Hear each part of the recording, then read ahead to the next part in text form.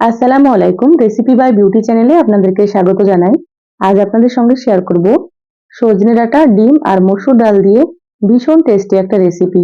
এখন তো সজনে ডাঁটা খেতে অনেক বেশি ভালো লাগে, তো এইভাবে একবার খেয়ে দেখুন, স্বাদ কিন্তু মুখে লেগে থাকবে। এই রেসিপি যে খাবে সে কিন্তু ভীষণ পছন্দ করবে। তা আপনারা অবশ্যই স্কিপ না করে পুরো রেসিপিটা দেখে নেবেন। আশা করছি আপনাদেরকেও খুব ভালো লাগবে। তো চলুন কথা না বাড়িয়ে রেসিপি শুরু করি। এখানে দেখুন সজনে ডাঁটা কেটে নিয়েছি। তো এখানে প্রায় আমি 250 গ্রাম মতো নিয়েছি। এই রেসিপির জন্য কিন্তু সজনে ডাঁটাগুলো একটু মোটা হলে বেশি ভালো লাগে খেতে। দেখুন আমি একটু মোটা মোটা দেখে নিয়ে নিয়েছি, আর পছন্দ মতো সাইজ করে কেটেছি। আপনারা কিন্তু আপনাদের মতো করে কেটে নেবেন। নিয়েছি দুটো ডিম, আর এখানে দেখুন নিয়েছি আমি 100 গ্রাম মতো মসুর ডাল। তো সবকিছু আমি আমার পরিমাণ মতো নিয়েছি, আপনারা কিন্তু আপনাদের যতটা প্রয়োজন সেইভাবে নিয়ে নেবেন। এবার এখানে দেখুন একটা কড়াই নিয়েছি, কড়াইয়ে মসুর ডালগুলো নিয়ে নিচ্ছি।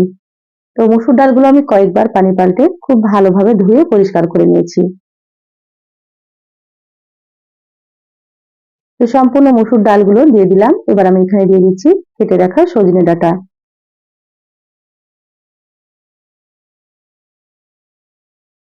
এবার এখানে দিয়ে দেবো একটা বড় সাইজের টমেটো কুচি। টমেটো দিলে কিন্তু রেসিপিটা খেতে আরো বেশি ভালো লাগবে। তো আপনাদের হাতের কাছে থাকলে অবশ্যই দিয়ে দেবেন, যদি না থাকে না দিলেও হবে। এখানে দিয়ে দিলাম বড় সাইজের একটা পেঁয়াজ কুচি। তো পেঁয়াজটা আমি লম্বা লম্বা করে কুচি করে নিয়েছি। এবার দিয়ে দিচ্ছি এখানে 4-5টার মতো চেরা কাঁচামরিচ। আপনারা যেমন ঝাল খেতে পছন্দ করেন সেইভাবে করে এখানে কাঁচামরিচটা দিয়ে দেবেন। এখানে দিয়ে দিচ্ছি স্বাদ মতো লবণ, হাফ চা চামচ মতো হলুদ গুঁড়ো, দিয়ে দিচ্ছি হাফ চা চামচ জিরা গুঁড়ো। এবার আমি এখানে দিয়ে দেবো হাফ চা চামচ মতো ধনিয়া গুঁড়ো, আর সামান্য পরিমাণে একটু দিয়ে দিচ্ছি মরিচের গুঁড়ো। যেহেতু এখানে আমি কাঁচামরিচ দিয়েছি সেজন্য ঝালের পরিমাণটা এখানে একটু কম দিয়ে দিলাম। তা আপনারা যেমন খেতে পছন্দ করেন সেইভাবে দিয়ে দেবেন। 1 চা চামচ দিয়ে দিলাম আদা বাটা। এবার আমি এখানে দিয়ে দিচ্ছি 1 চা চামচ মতো রসুন বাটা। এবার আমি এখানে দিয়ে দিচ্ছি 1 টেবিল চামচ মতো সরষের তেল। তো রান্নাটা আমি সরষের তেলে করব, আপনারা চাইলে সয়াবিন তেল দিয়েও করতে পারেন। তো এখানে আমি প্রথমে 1 টেবিল চামচ দিয়ে দিলাম, পরে আবারও লাগবে, সেটাও আপনাদেরকে আমি দেখিয়ে দেব। এবার সমস্ত হাত দিয়ে খুব ভালোভাবে মেখে নিতে হবে। যত ভালোভাবে মাখা হবে রান্নাটা কিন্তু তত বেশি ভালো লাগবে খেতে। তো যারা ভিডিওটি ইউটিউব চ্যানেল থেকে নতুন দেখছেন প্লিজ চ্যানেলটা সাবস্ক্রাইব করে চ্যানেলের সাথেই থাকবেন। আর যারা ফেসবুক পেজ থেকে ভিডিওটি দেখছেন একটা লাইক দিয়ে পেজটা ফলো করে রাখবেন। তাতে করে আমি যখনই ভিডিও আপলোড করব আপনারা সবার আগে নোটিফিকেশন পেয়ে যাবেন। সময় সুযোগ বুঝে আপনারা দেখে নিতে পারবেন।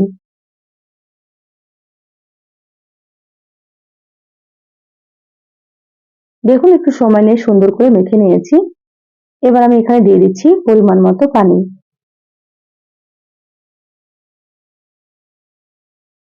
এখানে প্রথমে পানির পরিমাণ একটু বেশি দিতে হবে, যেহেতু সবকিছু সেদ্ধ হবে সেজন্য।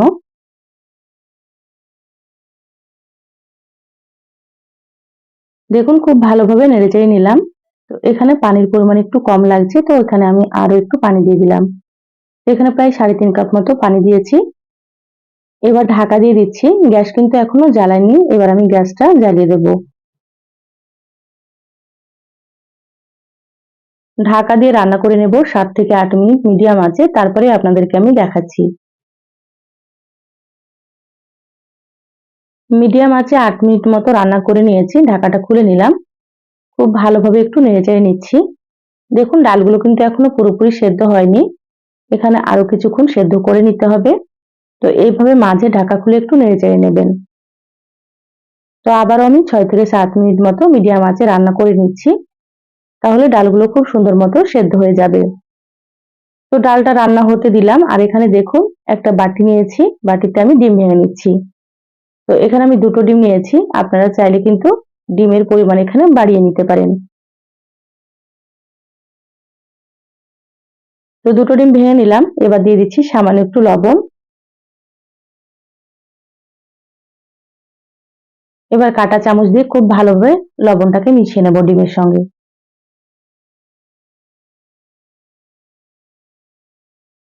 আপনারা তো অনেক রকম রেসিপি খেয়েছেন মসুর ডাল আর সজনে ডাঁটা দিয়ে, এভাবে একবার ডিম দিয়ে খেয়ে দেখবেন, খেতে ভীষণই টেস্ট হয়।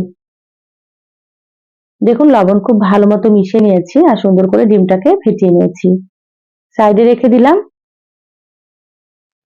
এবার কড়াইয়ের ঢাকনাটা খুলে নিচ্ছি, দেখে নেব ডালগুলো সেদ্ধ হয়েছে কি। দেখুন মসুর ডালগুলো কিন্তু খুব সুন্দর মতো সেদ্ধ হয়ে গিয়েছে, আর এখানে সজনে ডাঁটাগুলো সেদ্ধ হয়ে গিয়েছে। সজনে ডাঁটাগুলো খুব বেশি সেদ্ধ করা যাবে না, খুব বেশি সেদ্ধ হয়ে গেলে কিন্তু ভেঙে যাবে। তো এইভাবে একটু গোটা গোটা থাকবে, এরকম ভাবে রান্না করে নিতে হবে। দেখুন অন্য চুলাতে একটা ফ্রাই প্যান দিয়ে দিলাম। এবার ফ্রাই প্যানে দিয়ে দিলাম 1 চামচ মতো সরষের তেল। তেলটাকে মিডিয়াম গরম করে নেব। দেখুন তেল মিডিয়াম গরম হয়ে গিয়েছে। এবার আমি এখানে অর্ধেকটা ডিম দিয়ে দিলাম।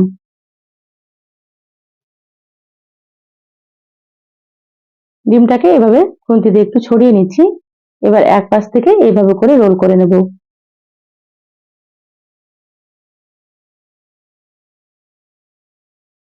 এইভাবে রোল করে রান্না করলে কিন্তু ডিমটা খেতে অনেক বেশি ভালো লাগে।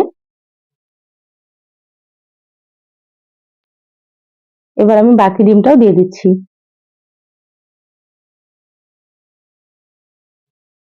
আবারও সুন্দর করে রোল করে নিতে হবে। আপনারা হয়তো দেখেই বুঝতে পারছেন, এইভাবে একবার রান্না করে খেয়ে দেখবেন। আর ডিম কিন্তু খুব বেশি কড়া করে ভাজা যাবে না, হালকা করে ভেজে নিতে হবে।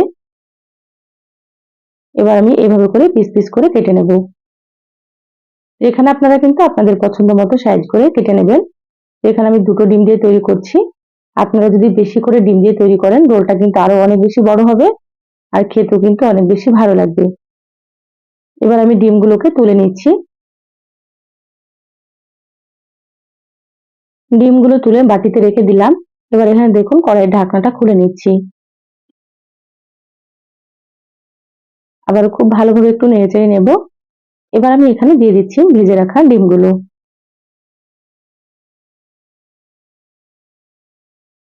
সম্পূর্ণ ডিমগুলো দিয়ে দিলাম। এবার হালকা হাতে একটু নেড়েচেড়ে মিশিয়ে নিচ্ছি।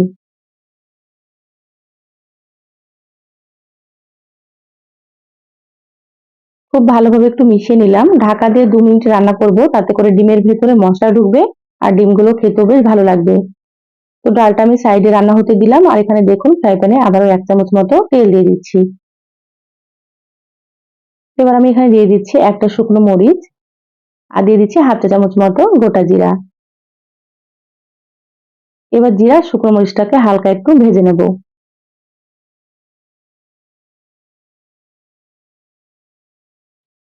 দেখুন হালকা একটু ভেজে নিলাম। এবার আমি এখানে দিয়ে দিচ্ছি একটা ছোট সাইজের পেঁয়াজ কুচি। এবার পেঁয়াজগুলোকে একটু লালচে করে ভেজে নিতে হবে। এইভাবে বাগার দিয়ে রান্না করলে কিন্তু রান্নাটা খেতে অনেক বেশি টেস্ট হবে। তা আপনারা অবশ্যই কিন্তু বাগার দিয়ে দেবেন। আর আমার চ্যানেলে আরো অনেক রেসিপি আছে, চাইলে কিন্তু আপনারা দেখে নিতে পারেন। আমি সবসময় ঘরে থাকা উপকরণ দিয়ে রেসিপিগুলো দেখানোর চেষ্টা করি। খেতে খুব সুন্দর হয়। আপনারা একবার রান্না করে খেয়ে কমেন্ট করে জানাবেন কেমন লেগেছে আপনাদেরকে। দেখুন পেঁয়াজগুলো লালচে করে ভেজে নিয়েছি। কড়াইয়ের ঢাকনাটা খুলে নিলাম। এবার আমি এখানে বাগারটা দিয়ে দিচ্ছি। এইভাবে বাগার দিলে কিন্তু রান্নার কালারটাও খুব সুন্দর হয় আর খেতেও কিন্তু খুব ভালো লাগে। এবার হালকা হাতে সবকিছু মিশিয়ে নিচ্ছি। খুব বেশি নাড়াচাড়া করা যাবে না। খুব বেশি নাড়াচাড়া করলে কিন্তু সজনে ডাঁটাগুলো ভেঙে যেতে পারে। সেই জন্য আপনারা হালকা হাতে মিশিয়ে নেবেন। তো এখানে আমি লবণটা চেক করে দেখলাম, লবণটা একটু কম আছে, আবার একটু লবণ দিয়ে দিচ্ছি। আপনারা এই পর্যায়ে একটু চেক করে দেখে নেবেন, যদি লবণ কম থাকে তাহলে আপনারা লবণ আবারও দিয়ে দেবেন। এবার দিয়ে দিচ্ছি হাফ চা চামচ মতো ভাজা জিরা গুঁড়ো। এই রেসিপিতে অবশ্যই কিন্তু ভাজা জিরার গুঁড়োটা আপনারা দিয়ে দেবেন, তাতে করে ফ্লেভারটাও খুব ভালো লাগবে আর খেতেও কিন্তু অনেক বেশি মজা হবে রেসিপিটা। এবার সবকিছু আবারও সুন্দর করে মিশিয়ে নিচ্ছি।